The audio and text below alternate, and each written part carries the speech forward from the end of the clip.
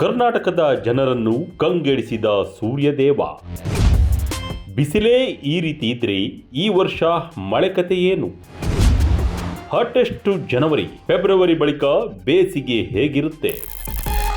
ಕರ್ನಾಟಕದಲ್ಲಿ ವಾಡಿಕೆಗೂ ಮುನ್ನವೇ ಬಿಸಿಲ ಬೇಗೆ ಜನರನ್ನು ಕಂಗೆಡಿಸಿದೆ. ಫೆಬ್ರವರಿ ಮಧ್ಯಭಾಗದಲ್ಲಿ ಬಿರು ಬೇಸಿಗೆ ಅನುಭವ ಜನರಿಗೆ ಆಗುತ್ತಿದೆ. ಈಗಲೇ ಇಷ್ಟೊಂದು ಬಿಸಿಲು ಅಂದ್ರೆ ಈ ವರ್ಷ ಸರಿಯಾಗಿ ಮಳೆ ಬರುತ್ತೋ ಇಲ್ಲವೋ ಅನ್ನೋ ಆತಂಕ ಜನರನ್ನು ಕಾಡುತ್ತಿದೆ. ಈ ಫೆಬ್ರವರಿಯಲ್ಲೇ ವಾಡಿಕೆಗಿಂತ -2.5 ಡಿಗ್ರಿ ಸೆಲ್ಸಿಯಸ್ ಅಧಿಕ ಉಷ್ಣಾಂಶ ರಾಜ್ಯದಲ್ಲಿ ದಾಖಲಾಗಿದೆ. ಇದರ ನಡುವೆಯೇ ಕಳೆದ ವರ್ಷಕ್ಕಿಂತಲೂ ಈ ವರ್ಷ ಅಧಿಕ ಬಿಸಿಲು, ಮಳೆ, ಚಳಿ ಇರುತ್ತದೆ ಎಂಬ ಮಾಹಿತಿ ಇದೆ. ಭಾರತಕ್ಕೆ ಈ ವರ್ಷ ಲಾ ನೀನಾ ಎಂಟ್ರಿಯಾಗಿದ್ದು, ಈ ಕಾರಣಕ್ಕೆ ಮುಂಗಾರು ಕೂಡ ಕಳೆದ ಬಾರಿಗಿಂತ ಉತ್ತಮವಾಗಿರಲಿದೆ ಎಂದು ಅಂದಾಜಿಸಲಾಗಿದೆ.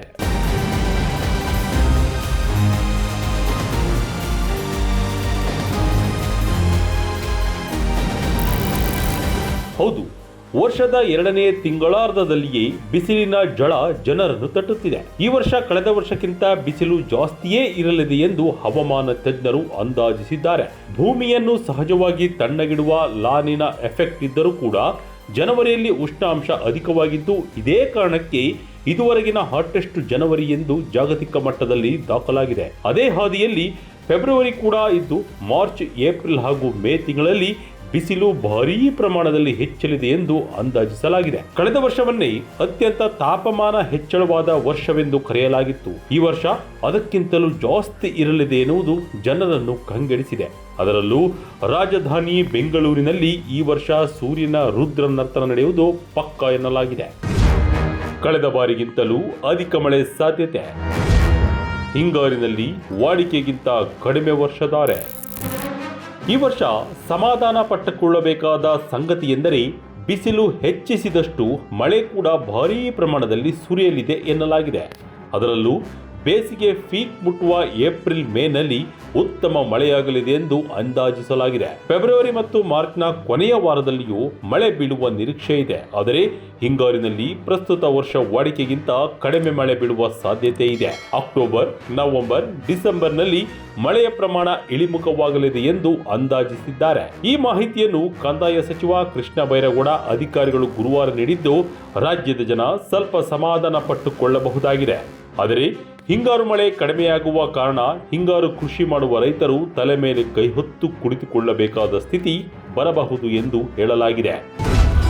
ಲಾ ನೀನಾ ಎಫೆಕ್ಟ್ನಿಂದ ಉತ್ತಮ ಮುಂಗಾರು.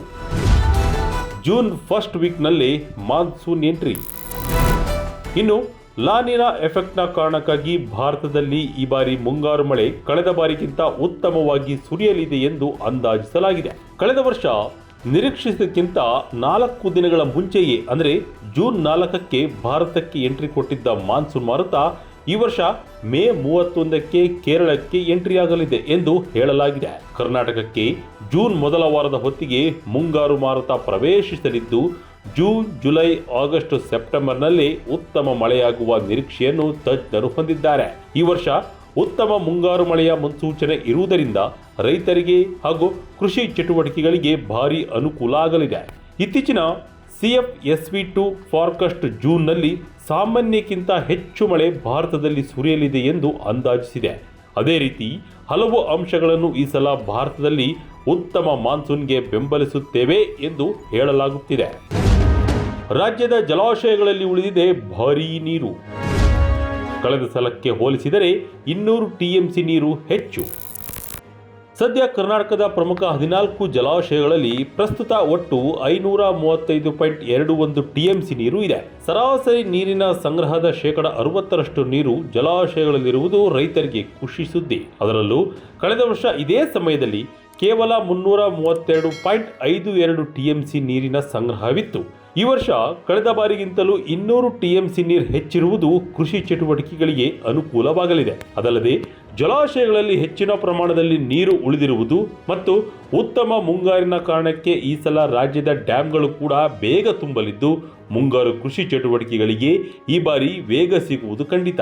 ಇದರ ಜೊತೆ ಈ ವರ್ಷ ಚಳಿ ಕೂಡ ಹೆಚ್ಚಿರಲಿದೆ ಎಂಬುದನ್ನು ತಜ್ಞರು ಅಂದಾಜಿಸಿದ್ದು, ಅಕ್ಟೋಬರ್, ನವೆಂಬರ್, ಡಿಸೆಂಬರ್ನಲ್ಲಿ ಮೈ ಕೊರೆಯುವ ಚಳಿ ಜನರನ್ನು ಕಂಗೆಡಿಸುವುದು ಖಂಡಿತ.